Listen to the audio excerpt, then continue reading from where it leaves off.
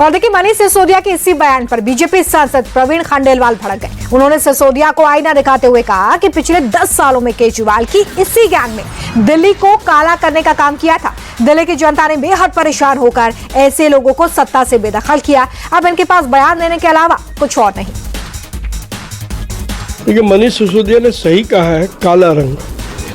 काला रंग दिल्ली की जनता ने 10 साल देखा है, जिसको अरविंद केजरीवाल, मनीष सिसोदिया, सत्येंद्र जैन और उनकी मंडली के सभी लोगों ने फैलाया और दिल्ली को इतना काला कर दिया कि दिल्ली की जनता को परेशान होकर के उनको बाहर भेजना पड़ा। ये बात बिल्कुल तय है कि जिन्होंने भी घोटाले किए हैं और जिन्होंने दिल्ली को लूटा है, उनको लौटाना तो पड़ेगा। और अब जब इस मामले की आगे जांच होगी तो अरविंद केजरीवाल, मनीष सिसोदिया, सत्येंद्र जैन का काले सच का काला रंग सामने आएगा और वो बेनकाब होंगे। देश भर में होली के त्योहार की धूम देखने को मिली। आशंकाएं थी कि जुमे की नमाज के साथ होली आखिर कैसे मनाई जाएगी, मगर शांति कायम रही।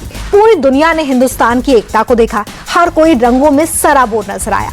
दिल्ली में मुख्यमंत्री रेखा गुप्ता ने भी होली के कार्यक्रम में शिरकत की और जमकर रंग गुलाल उड़ाते हुए साल 2025 के लिए जनता के सामने विकास का विजन रखा।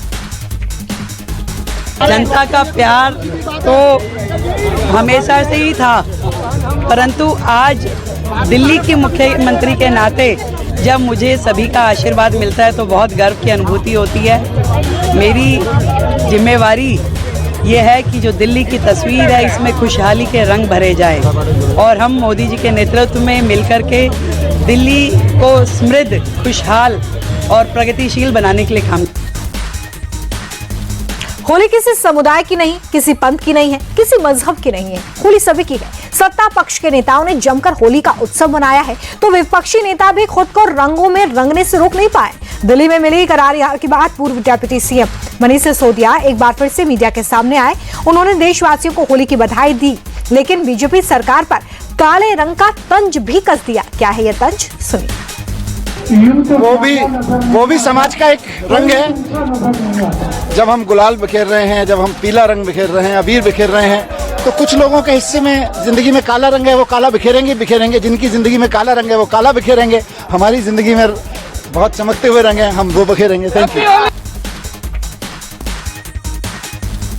पूर्वक संपन्न हुआ, लेकिन इसे लेकर पुलिस और प्रशासन पूरी तरह से सतर्क था।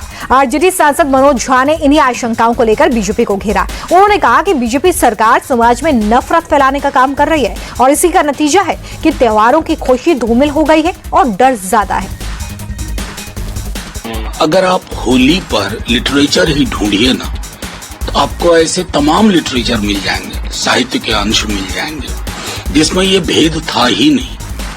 मतलब आज रंग है, एमा रंग हरी, कितने दशक साल सैकड़ों साल पहले लिखा है, तो कहाँ हम ले आए।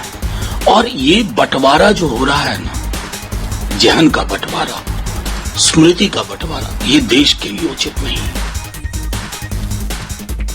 वहीं ममता सरकार के मंत्री फिरहाद हकीम ने जो मनोज झा के लिए कहा वो भी सुनने वाली बात है, क्योंकि उन्होंने इस बात का समर्थन कर दिया। उन्होंने कहा कि बीजेपी नेता अपने निजी फायदे के लिए लोगों को लड़वाने का काम कर रहे हैं। साथ ही ये भी कहा कि समाज में नफरती माहौल पैदा करने के लिए सिर्फ बीजेपी के लोग ही जिम्मेदार हैं। श्री ममता बनर्जी करती है, धर्म तुम्हारा है, धर्म हमारा है, उत्सव सबका। तो रमजान भी हिंदू का है और होली भी मुसलमान का है। हम लोग सब मिलके एक साथ रहेंगे, होली खेलेंगे, रंग खेलेंगे। ये सब रंग मिलके एक रंग हो जाता है, उसका नाम है भारत।